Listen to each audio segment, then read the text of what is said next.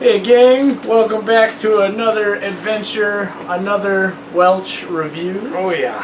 And today we are going to be talking about one of our collective favorites, M.Night Shyamalan's Signs. I don't know if it's my favorite. Alright, well, It's a good show. it's one of my, it's definitely one of his big three though. Shyamalan? Yeah, you know, because you got Unbreakable, The Sixth Sense, Signs, Yeah. you know, and then arguably everyone else after that, people have their varying opinions, but I'm sure we'll see more Shyamalan in our reviews to come. Yeah. So this lovely film, obviously, like we just said, directed by Shyamalan. We got some cool main characters. That's true. We got well, actually not cool. Some of them are terrible. Oh, but Mad Mel. Yeah, we got Mad Mel, who beats his wife. We got while she's holding babies. We got Joaquin Phoenix. Yep. Solid cat. Just won an Oscar for Joker. Mm-hmm. I really like him. You also have little teeny tiny Abigail Breslin. Like little baby. She's like this big. You have Macaulay Culkin's younger brother Rory Culkin. Oh wait, they're brothers? Yeah, the kid from Home Alone. Yo! Morgan Rory Culkin. The kid who plays Rory.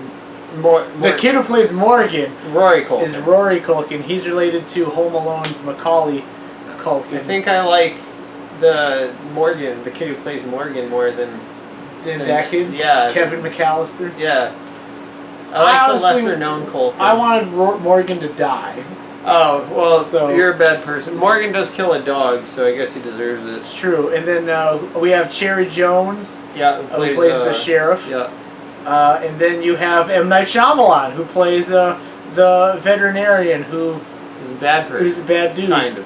Yeah, checkered past. So, the movie is about a family in basically the sticks, right? Rural Pennsylvania. Yeah, they have, of course it's Pennsylvania, it's a Shyamalan thing, that makes sense. Anyway, so they have a farm, and then one day they go outside and like, there's crop signs out here, must be not... Lionel Pritchard and the Wolfington Brothers. Yeah, Lionel Pritchard and the Wolfington Brothers, but it wasn't, it was aliens. And aliens! The animals in the neighborhood start going crazy. Like we just said, Macaulay Culkin's brother murders a dog. Yeah, Houdini. Yeah, Houdini. But Houdini was gonna attack his little sister, so I got kind of justified. Kind of should have just gotten mauled instead of the little sister. You know what I mean? Like Morgan should have just thrown himself in front and then gotten mauled. Sacrificed. Yeah. Dog lives. Dog lives are important. Absolutely. So, anyways, so that all happens, and then we slowly start getting drip-fed information about the Hess family.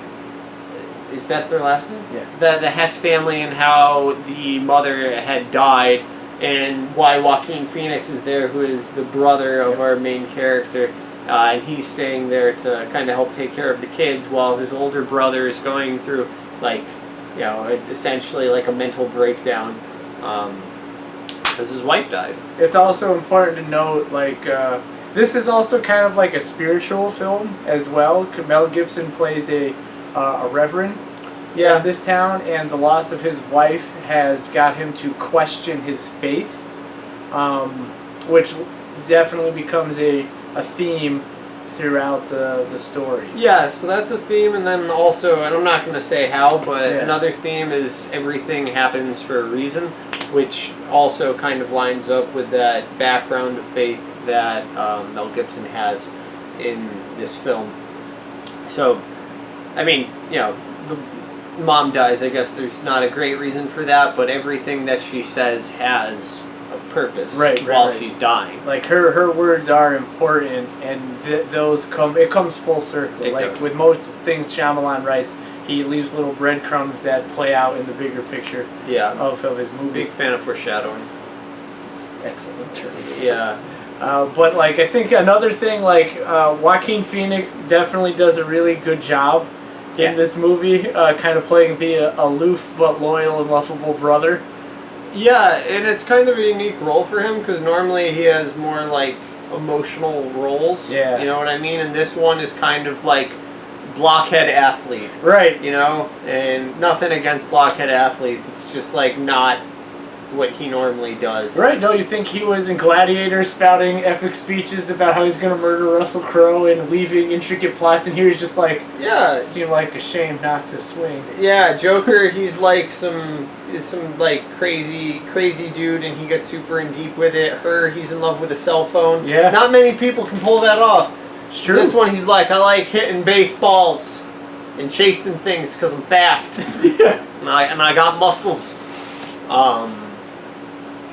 Yeah, so it's kind of, while it's not his normal kind of role, it is well performed by him. In fact, Joaquin Phoenix is probably my favorite performance in the film. Not that the others are bad, Yeah. but all of the other characters are kind of like emotionally crippled, or at least they're supposed to be. So like Mad Mel isn't very mad. Mad Mel. Mad Mel's not very mad. He's very like kind of passive and subdued, and you don't really get to see a lot of his emotions, and that is because of how his character is meant to be, right? He's trying to hold all the pieces together so that his family doesn't shatter.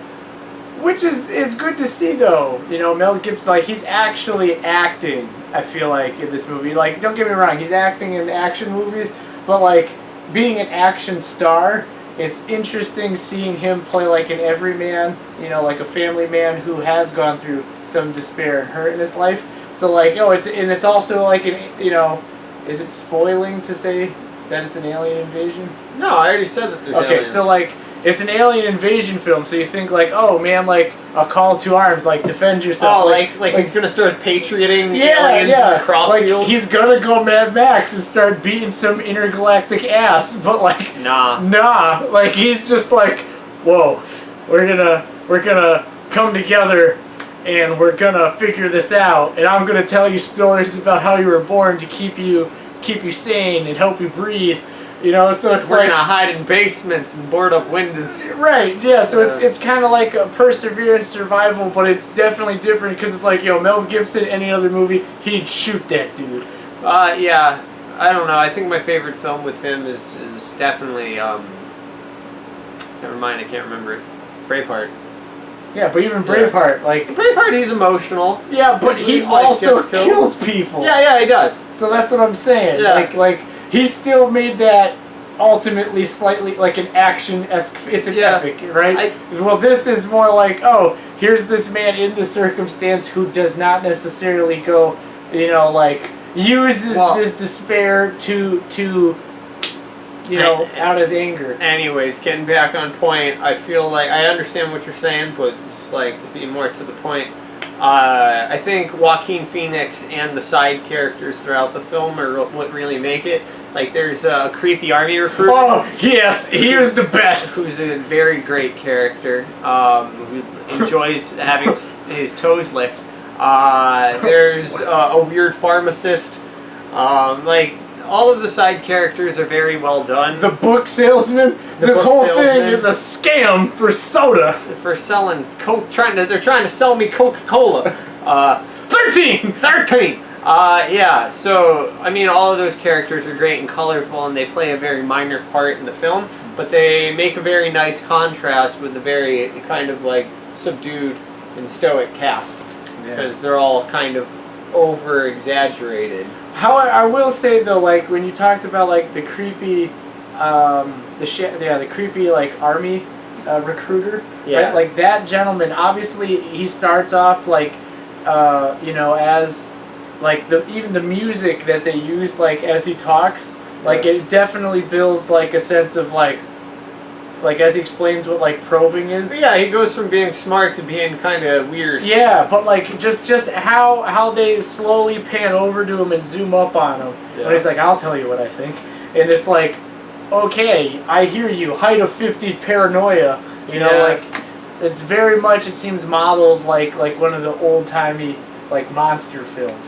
Yeah, I think that's like even in the end credits and the beginning credits, like where they just do the light on the names and it casts a shadow. Yeah, and that's it. Like that is old timey. It was very, very cool to see. But he definitely is a really cool small character, a scene stealer. Yeah, and I don't know, he looks like a cover boy for the military. Like you can take his face and like stamp it on any soldier, and you're like, wow, that's a soldier right there. You know what I mean? Like, he is just like the... Like, yeah, he's just like, when you think soldier in your head, you think G.I. Joe, and then this guy is just older G.I. Joe. Well, like, he got retired, he's seen some things. Yeah. But anyways, so later on, the aliens come. They have a super allergy, kind of like Superman. I'm not going to say what it is. If you've seen World of Worlds, you're familiar with that storyline. It's like that. Yeah. So you'll get what their kryptonite is. So yes, they kind of have a kryptonite because all aliens have a kryptonite apparently. Yeah, I mean, they're like decently spooky looking. I think more of the terror comes from the fact that on multiple occasions the aliens are targeting the kids rather than the adults. Yeah. So basically, the aliens are here to like harvest the humans. They're kind of like here to like eat us, or at least that's what it seems like they're doing from the few interactions that we have with them. And I think that the one thing that this movie does well is not over showing the alien. Like, the story isn't really about the aliens. The aliens are there, but the story is about how Mel Gibson goes from being completely broken to being like picking up the pieces to being a human again. The aliens are just kind of like a sideshow that dictate how the plot works. They're a catalyst for his character development. Exactly. Yeah. I would also say, like Sam saying, the aliens, they like when they are revealed, right? And there's few instances you get glimpses of like what's out there. Like, it definitely builds like the terror and the thrill up, and when they do show you, like, it is terrifying, right? Because it's the first time you're like, oh my god, Yeah. you know, like especially when they do play around with like the cornfield. Yeah, You know? the cornfield's a little spooky. Like, this will make you look at like rural towns like Huntington, Southwick, Agawam, arguably Westfield, like differently. You look at a corner, you're like, what the hell's in there? You're like, nope. Good job, Steph. Now Nope. everyone knows where we live. I didn't say where we live. Okay. Well, now they know where we don't live. Yeah, now you know where we don't live. So, like, it's feasible that these small towns could have, an alien invasion. But, like, I think, though, definitely how they constructed the alien, right, with CGI, like, it's not bad CGI. It's nowhere like today's standards. Yeah, it's dated. It is dated. I think they could have probably, like, if they had waited, and it would have been an enhanced looking creature and probably a little bit cooler. But it was well done. Yeah. It was well done. And, like, Shyamalan, I think, knows his limitations, right? He knows what he can and can't do, and he capitalizes on everything he can. I think sometimes he does, and then he makes that last airbender and forgets. But The money went to his head. That's what happened. Signs overall stuff. What do you think of it? Signs overall, it's a fantastic film. It's really a fantastic film. I would say, like, Mel Gibson's in prime form. Joaquin Phoenix is fantastic. M.Night Shyamalan is in his prime, right? This is prime Shyamalan. Throw it on if you're a fan of like alien films, monster movies, family drama. Yeah. Very, very good. All signs point to good.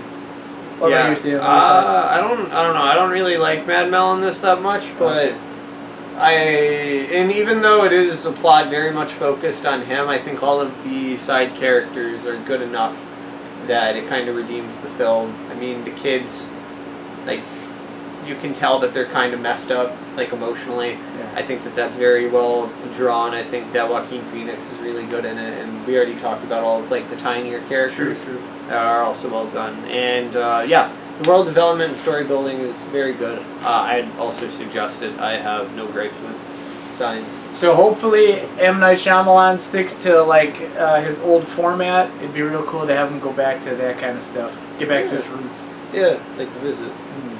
But this has been the Welch Review. see you later. Thanks for tuning in.